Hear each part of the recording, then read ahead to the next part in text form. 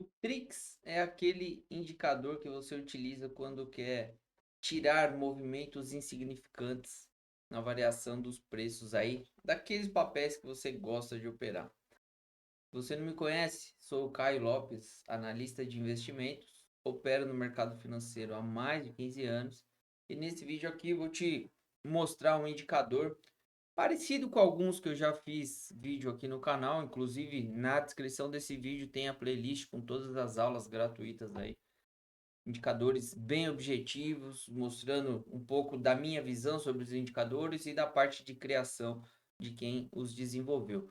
O Trix foi desenvolvido por Jack Hudson em 1980 e ele utiliza, né, um cálculo aí, mais um que utiliza médias móveis, tá? Mas ele suaviza o movimento, né? O Trix é Triple Smooth Average. E, ou seja, uma tripla suavização média dos fechamentos, tá? Bom, o que a gente pode dizer? Ele se assemelha um pouco, se a gente colocasse, daria para colocar mais uma média móvel, que seria muito parecido com até com o MACD linha, né? Ou seja, você tem uma linha de sinal e tal, mas ele basicamente ele é mais suave, ele demora um pouco mais para mostrar uma reversão de tendência ou início de uma nova tendência, justamente por essa suavização que existe no cálculo dele. Bom, uma das coisas utilizadas aí por operadores técnicos, né, grafistas aí que utilizam esse indicador, mas tá difícil, ó.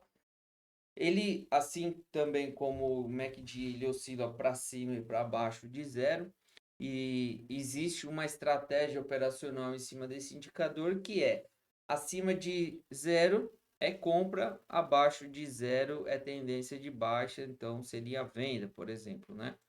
Agora, mais uma vez, eu chamo a atenção para tomar cuidado com esses gatilhos de o mercado sempre vai te instigar a estar posicionado o tempo inteiro, não ficar líquido em momento nenhum. E isso, apesar de ser muito legal no pensamento aí de para quem gosta de operar, financeiramente nem sempre o resultado é muito bom, tá? Eu costumo falar para os meus alunos, né, pessoal da comunidade, meus alunos de mentoria, que a gente vai passar muito mais tempo no mercado de fora dele, aguardando os padrões técnicos que cabem dentro do nosso perfil operacional, né, aquelas estratégias que a gente estuda, desenvolve e fica bom naquilo. Então a gente passa muito mais tempo de fora do mercado aguardando as condições técnicas ideais para entrar do que necessariamente posicionado. E, bom, assim, é claro que não é só isso, mas esse é um dos motivos da gente ter mais de 50% de lucro nas operações aí no acumulado, né? E fizemos mais de 30% de retorno, né, de lucro só no primeiro semestre de 2023, aí superando todas as casas de análise, né? E justamente por ser bem técnico nas escolhas e preciso, falando, ó, quando se acontecer tal coisa, eu vou entrar e aí ter a coragem e a compreensão do que fazer e como fazer, tá? Bom, falando um pouco mais do Trix, se a gente fosse utilizar até ó, vou colocar o Mac de linha só para mostrar algumas situações, ó. Mas a gente percebe, por exemplo, que o MACD ele começa a acelerar muito rápido a queda aqui, enquanto o Trix, ó, ele vem de maneira um pouco mais suave esse movimento. Lembrando que os dois utilizam média de 9, tá? A linha de sinal do MACD também é uma 9 exponencial, assim como a do Trix. Mas ele, no cálculo dele, né, ele usa aí alguns cálculos e isso faz com que ele tire um pouco desses ruídos, por exemplo, quando o movimento fica um pouco mais lateral, ele meio que descarta esses candles que não tem tanta relevância para plotar no indicador um resultado. E é por isso que também ele acaba sendo um pouco mais lento do que o MACD em relação aí aos movimentos. A gente percebe que o MACD aqui embaixo já começou a fazer uma curva um pouco mais acentuada e aí foi trabalhando lateralmente, enquanto no próprio Trix, abaixo de zero, ele foi subindo de maneira bem suave, mesmo assim como o próprio nome dele sugere, tá? E, bom, existe então essa estratégia operacional que é abaixo de zero seria a venda e acima de zero seria a compra. Eu desaconselho completamente você operar dessa maneira, tá? Então, aqui, por exemplo, você venderia perdendo a mínima desse candle vermelho. Então, nesse candle verde, você abriria uma venda e aí depois viraria comprado aqui em cima, rompendo a máxima desse candle antes do doji, tá? Vou até dar uma aproximada no gráfico aqui só para ficar um pouco mais fácil aí. Aqui, desculpa. Aqui. Então você vai estar comprando, para quem analisa o gráfico aqui, igual eu faço, você vai estar comprando na região próxima de resistência. Na minha opinião, não faz o menor sentido uma situação dessa. Uma das dicas até que o próprio criador, né, o Jack Hudson, dá aí em relação ao indicador é a seguinte: você utilizá-lo, né, como um argumento a mais para operar a favor de uma tendência bem clara. Então, isso é muito interessante, que é a mesma coisa que eu falei, por exemplo, do estocástico lento, até do MACD também, que é, pô, por mais que você possa perceber divergências, que também é possível no Trix, procurar por divergências, né?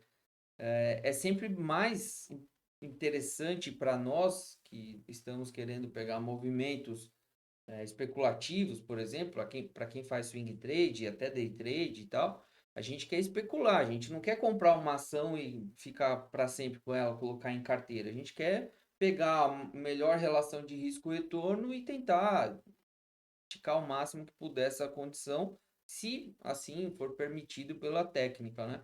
Mas é sempre melhor para nós procurarmos divergências, por exemplo, ou movimentos pelos indicadores quando eles estão a favor da tendência que o gráfico vem mostrando, do que ficar querendo buscar reversão de tendência. Então isso é muito importante. Por exemplo, esse movimento aqui, né, que ele sugeria, dependendo da estratégia, uma venda, na minha opinião, não faz o menor sentido. O papel está em clara tendência de alta. Aí você pode falar, mas fez pivô de baixo. Pô, um movimento curto desse daqui, sinceramente, não é para sair abrindo venda de qualquer jeito, né? Então, existem situações em que, claro, a gente pode tentar, sempre vai estar posicionado com stop loss, apregoado e tal, mas não é o objetivo de um indicador igual a esse. Então, é muito melhor a gente procurar movimentos a favor da tendência. Então, eu não abriria uma venda aqui jamais, tá? Se fosse para pensar em venda, bom, aqui não dava para encaixar, na verdade, mas a compra também não dava para abrir uma compra aqui em cima quando o Trix ficou acima do zero. É a mesma coisa aqui. É mais fácil você comprar na confirmação desse fundo, que seria o candle verde aqui depois daquele movimento de baixa que aconteceu, do que comprar lá em cima depois do papel ter feito tanta movimentação.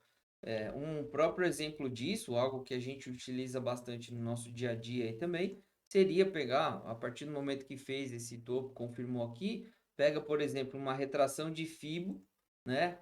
Retração de Fibonacci da última pernada de alta e olha como ele chegou na retração de 50% aqui, ficou entre 50 e 38,2 e aí, ó, é o movimento ideal para você, para quem está buscando compra, é o movimento ideal para quem é mais grafista raiz mesmo, né? Não utiliza tantos indicadores, pelo menos não como gatilho operacional. Tá feito o trade. Então é muito melhor você comprar nessa confirmação de fundo do que, porque, ó, primeiro, né? A relação de risco-retorno aqui, você teria um stop aí de uns 4,8% e um alvo, ó, praticamente de 2 para 1, um pouquinho menos de 2 para 1 até o topo do papel. Agora, se você compra aqui, por mais que dê certo, mas olha como a tua relação de risco-retorno piora e muito. Teu stop teria que estar aqui embaixo. Você sai de uma relação de risco-retorno de 4,8% para 10,5%. E tua primeira resistência tem 2. Então, beleza, deu certo. Ainda não, nem deu certo. Percebe quanto tempo se passou desde essa compra? A gente está falando de 24 candles, ou seja, mais de um mês sem ter dado pelo menos a condição de parcial de 1 para 1, né? Que é 1 para 1 seria, tem 10,5, 10,5% de risco. Quando andar 10,5% a favor, você pode tirar o risco da tua operação vendendo metade da posição que você montou. Ou seja, se você comprou 200 ações, por exemplo, se andar a mesma coisa que seria o teu stop loss, você vende 100 e tira o risco da operação. Teu preço médio viria aqui para baixo. E aí, se o papel voltasse para cá, você não teria nem prejuízo mais, mas também não teria lucro nesse trade. Eu acho isso excelente. A gente utiliza, né, na comunidade algo parecido com isso. Eu só não abriria uma compra aqui em cima. Eu volto a repetir. Aprendam a analisar o gráfico, a entender que um pivôzinho desse nem sempre, na maior parte das vezes, não vai mudar a tendência do gráfico, assim como os livros mostram, tá? Não acontece conforme os livros mostram. Não estou dizendo que não é para ler livros, eles são excelentes, mas a prática é muito diferente, né? Então, é muito importante aprender tudo isso para não cair nessas armadilhas. E, na minha opinião, apesar de existirem estratégias, eu não aconselho você a operar dessa forma, que ficar posicionado o tempo inteiro na compra ou na venda conforme o indicador anda. Beleza? Bom, é isso. Espero que você tenha gostado. Comenta aqui embaixo qual o indicador que você quer que eu fale para você, que eu explique, passe um pouco da minha experiência aí. Eu gravo um vídeo explicando para você e espero que você tenha gostado. Deixa o like para ajudar a gente a divulgar cada vez mais para outras pessoas que estão buscando aprender de forma técnica e objetiva a operar nesse mercado financeiro. Beleza? Um grande abraço, nos vemos na próxima aula. Fui!